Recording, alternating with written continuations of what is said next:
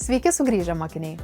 Kaip ir kaskart, kviečiu Jūs pasikartoti paskutinių 2 pamokų žinias, kad kelias tolyn į programavimo pasaulį būtų užtikrintas ir sklandus. Prisiminkime, kas C++ kalboje yra algoritmai. Algoritmas yra tiksli instrukcijų seka kompiuteriui nurodanti, kaip atlikti tam tikrą užduotį.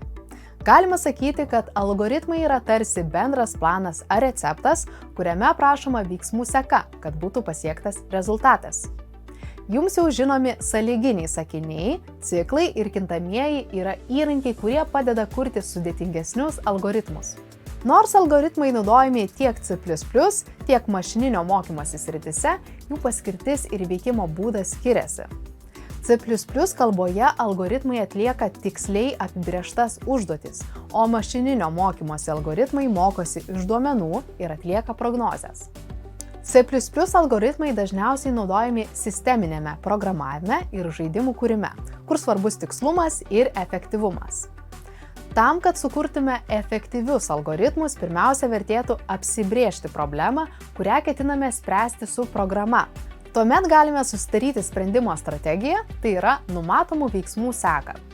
Vėliau galime pradėti rašyti kodą ir kurti algoritmą. Svarbus žingsnis po to yra testavimas, kurio metu patikriname, ar algoritmas veikia teisingai. Galiausiai programą galime optimizuoti, pagerinant jos greitį ir efektyvumą. Jeigu klasėje arba namuose turite fizinę Arduino plokštę ir norite programas išbandyti realiai, priminsiu žingsnius, kaip tai galite padaryti. Pirmiausia, atidarykime Arduino platformą. Nėra būtina jos parsisiųsti, galite ją naudotis tiesiog nemokamai online. Parašę kodą arba nukopijavę jį ir patalpinę į Arduino darbalaukį, prijunkite Arduino plokštę prie kompiuterio naudodami USB kabelį. Viršuje kampe pasirinkite atitinkamą Arduino plokštės modelį ir COM prievadą menu Tools. Tuomet spauskite mygtuką Upload, žymimą rodykle aukštyn, kad įkeltumėte programą į Arduino plokštę. Kai programa bus įkelta, LED pradės mirksėti, indikuodama, kad programa veikia teisingai.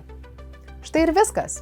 Tikiuosi, kad kartojimas leido geriau įsisavinti nemažą kiekį informacijos ir pasitikrinti savo žinias prieš pradedant naują temą. Iki pasimatymo.